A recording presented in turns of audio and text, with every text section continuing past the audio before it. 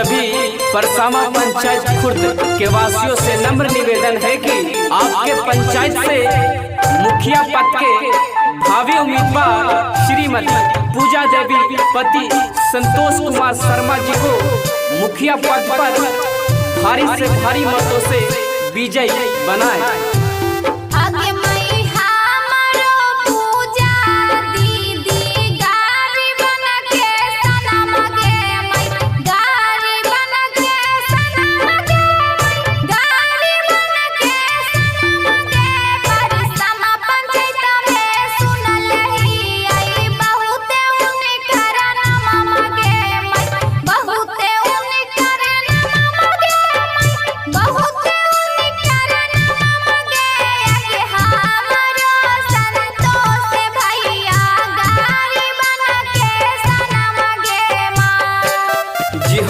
क्षेत्र में जिनकी चर्चा सरेआम है, शोषण जुर्म के खिलाफ संघर्ष ही पहचान है।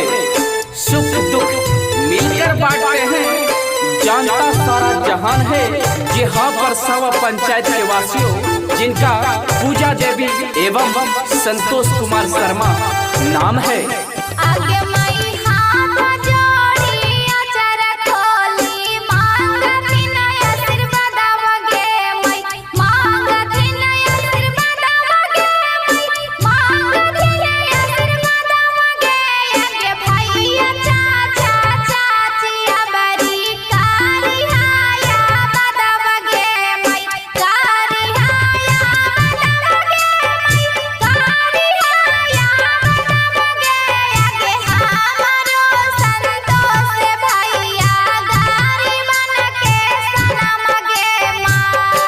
आप सभी परसामा पंचायत खुर्द के वासियों से नम्र निवेदन है कि आपके पंचायत से मुखिया पद के भावी उम्मीदवार श्रीमती पूजा देवी पति संतोष कुमार शर्मा जी को मुखिया पद पर भारी से भारी मतों से विजयी बनाए।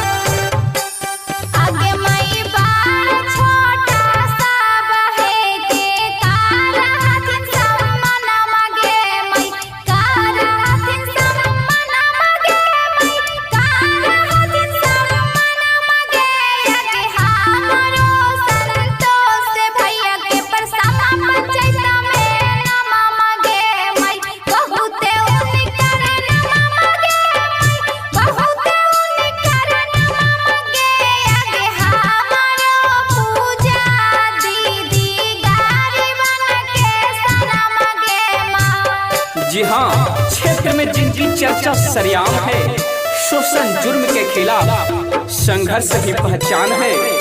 सुख दुख मिलकर बांटते हैं, जानता सारा जहान है। जी हाँ, परसावा पंचायत के वासियों जिनका पूजा देवी एवं संतोष कुमार शर्मा नाम है।